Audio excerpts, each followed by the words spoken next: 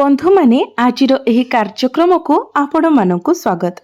आजिर एही कार्यक्रमटी वृष राशि व्यक्तिविशेष मानक पई बहुत गुरुत्वपूर्ण अटे, बहुत ही खास अटे।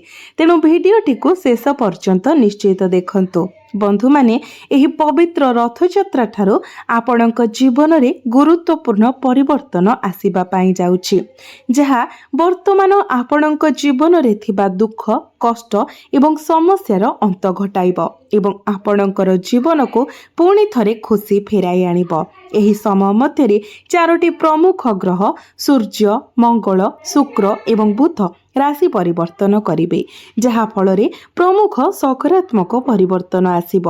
तो जदि आपणकर वृष राशि होई थाए तो भिडियोटी को आपण शेष पर्यंत निश्चय देखंतु एवं भिडियोटी को लाइक करी चैनल टी को सब्सक्राइब करी दियंतु। कमेंट बॉक्स रे भक्ति एवं श्रद्धार सहित जय श्री जगन्नाथ निश्चय लिखंतु। बंधु माने पूर्वरु आपणकर स्वास्थ्य खराब रहुथिला, बारंबार आर्थिक समस्या देखा देउथिला, कठिन परिश्रम करबा सत्वे मध्य आपणको सेही अनुसारे फल मिली पारु नथिला। आपण ऋण नेइथिले किंतु ऋण सुझिबाकू सक्षम होई पारु नथिले।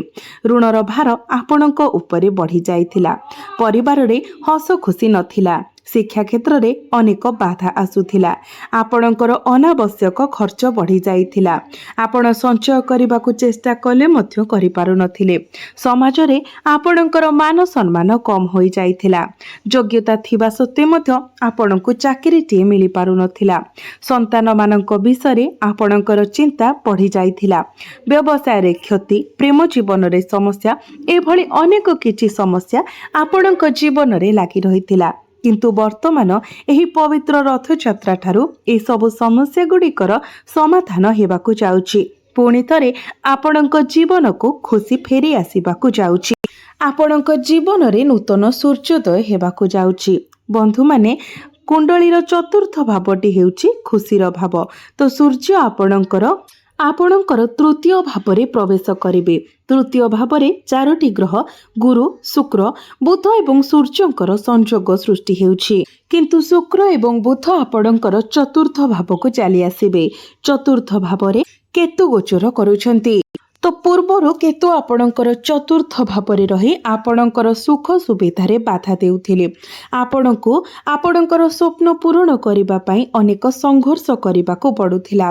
एमिति कि आपणकर क्यारियर को नेकी मध्य आपणक जीवन रे अनेक समस्या लागि रहिथिला, किंतु एही रथयात्रा परे आपण ए सबुरे सुधार देखिबाकू पाइबे।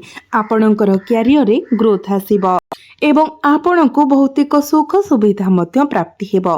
तृतीय भावरे सूर्य गोचर करिबा द्वारा आपणकर साहस एवं आत्मविश्वास वृद्धि पाइबो। आपण किछि छोट मोट यात्रा करि पारंती। एही समय ऑनलाइन मार्केटिंग, अर्थ, यात्रा एवं पर्यटन किंबा कला साहित्य एवं मॉडलिंग भली क्षेत्र रे काम करुथिबा लोक माने उत्कृष्ट फलाफल हासिल करिवे।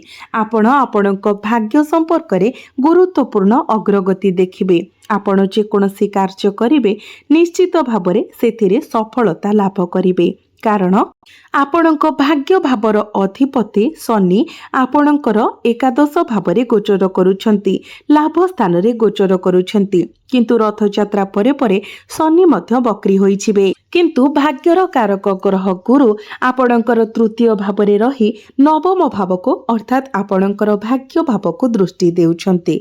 तो निश्चित भावरे आपणकर भाग्य मजबूत रहिबो। भाग्य बलरे प्रत्येक क्षेत्र रे आपणको सफलता मिलिबो।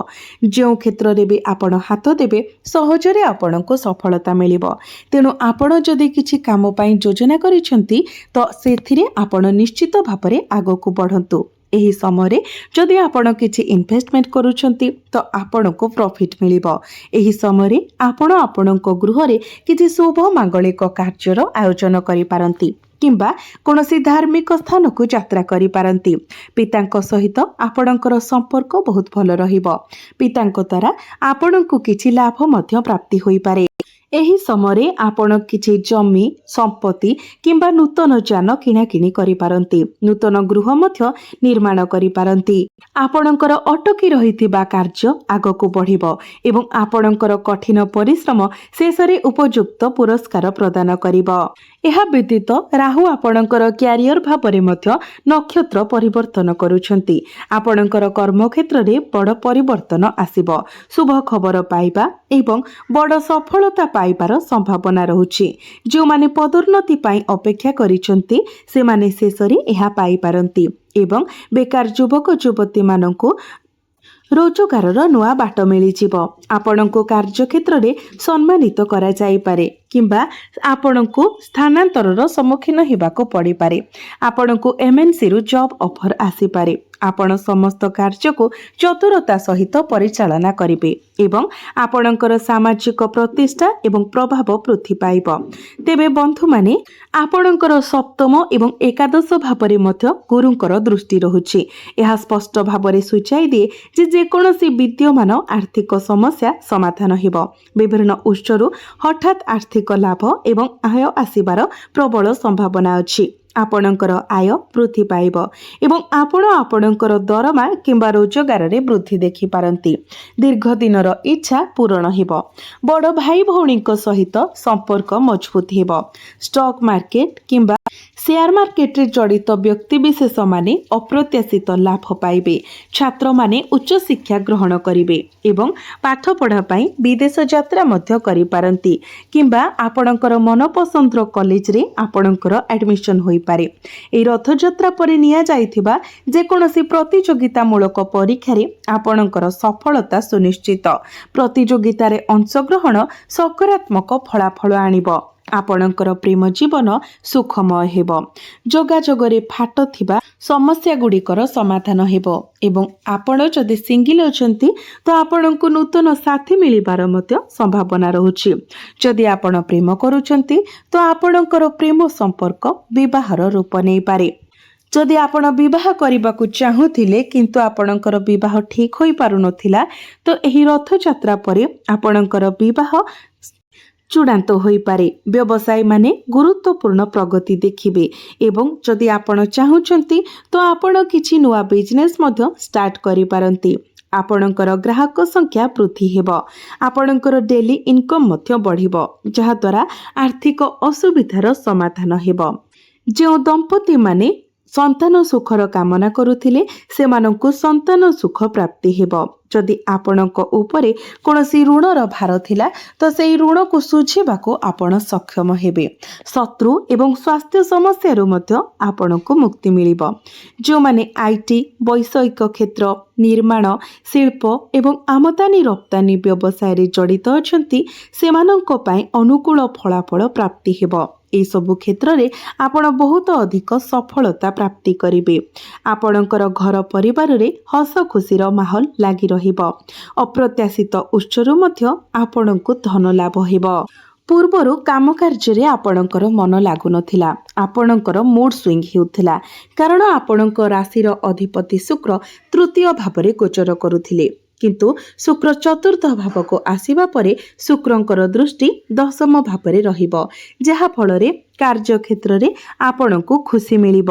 ଆପଣ ନିଜର କାମ କାର୍ଯ୍ୟକୁ ନେଇ ଖୁସି ରହିବେ ଏବଂ ଆପଣଙ୍କର ଦଶମ ଭାବରେ ରାହୁ ଗୋଚର କରୁଥିବାରୁ ଯଦି ବର୍ତ୍ତମାନ ଆପଣ ଏଆଇ ରିଲେଟେଡ୍ କିଛି କରନ୍ତି ତ ନିଶ୍ଚିତ ଭାବରେ ଆପଣ ବହୁତ ଅଧିକ ସଫଳତା ପାଇବେ। ଆପଣ ନିଜ ହିସାବରେ କାମ କରିବାକୁ ପସନ୍ଦ କରିବେ। ଯଦି ଆପଣ ପଲିଟିସିଆନ ଅଟନ୍ତି, ପଲିଟିକ୍ସରେ କିଛି କାମ କରୁଛନ୍ତି ତ ନିଶ୍ଚିତ ଭାବରେ ଏଥିରେ ମଧ୍ୟ ଆପଣଙ୍କୁ ବହୁତ ଅଧିକ ସଫଳତା ମିଳିବ କାରଣ ରାହୁ ଆପଣଙ୍କୁ ଚାଲାକ ଏବଂ ଚତୁର ବନାଇବେ। ଆପଣଙ୍କର ମାଇଣ୍ଡ ସାର୍ପ ରହିବ। ଯେଉଁମାନଙ୍କ ନିକଟରେ ଚାକିରି ନାହିଁ ତ ରଥଯାତ୍ରା ପରେ ଆପଣଙ୍କୁ ଚାକିରି ମିଳିବାର ବହୁତ ଅଧିକ ସମ୍ଭାବନା ରହୁଛି। ତେଣୁ ଆପଣ ନିଜ ତରଫରୁ ଚେଷ୍ଟା ଜାରି ରଖନ୍ତୁ। ବୁଧ ଯିଏକି ବିଜନେସର କାରକ ଗ୍ରହ ଅଟନ୍ତି ତ ସେ ନିଜର ସ୍ୱରାଶିରେ ହିଁ ବକ୍ରି ହୋଇସାରିଛନ୍ତି। ତ ବିଜନେସ ପାଇଁ ମଧ୍ୟ ବହୁତ ଭଲ ସମୟ ରହିବ। ତ ଏବେ ଆସନ୍ତୁ ଜାଣିବା କିଛି ପ୍ରତିକାର ବିଷୟରେ, ଯେଉଁ ପ୍ରତିକାର ଗୁଡ଼ିକ କରିବା ଦ୍ୱାରା ଆପଣଙ୍କୁ ଅଧିକ ମାତ୍ରାରେ ଶୁଭ ଫଳ ପ୍ରାପ୍ତି ହେବ। ତ ସେଥିପାଇଁ ଆପଣ ଆପଣଙ୍କ ରାଶିର ଅଧିପତି ଶୁକ୍ରଙ୍କର ବୀଜ ମନ୍ତ୍ର ପ୍ରତ୍ୟେକ ଦିନ 108 ଥର ଜପ କରନ୍ତୁ। प्रत्येक दिन उदित सूर्य को आपण तंबा पात्र रे जलार्घ्य अर्पण करंतु। प्रत्येक दिन विष्णु सहस्र नाम पाठ करंतु किंबा शुणंतु एवं प्रत्येक दिन आदित्य हृदय स्तोत्रर पाठ करंतु। आपणको अधिक मात्रा रे शुभ फल प्राप्ति हेबो एवं जहा किछिटा अशुभत्व रहउछि सेगुड़िक मध्य खंडन होइजिबो। तो बंधु माने आपणकर जीवन मंगलमय हेउ एहा ही ईश्वरक निकटरे मोर प्रार्थना। धन्यवाद।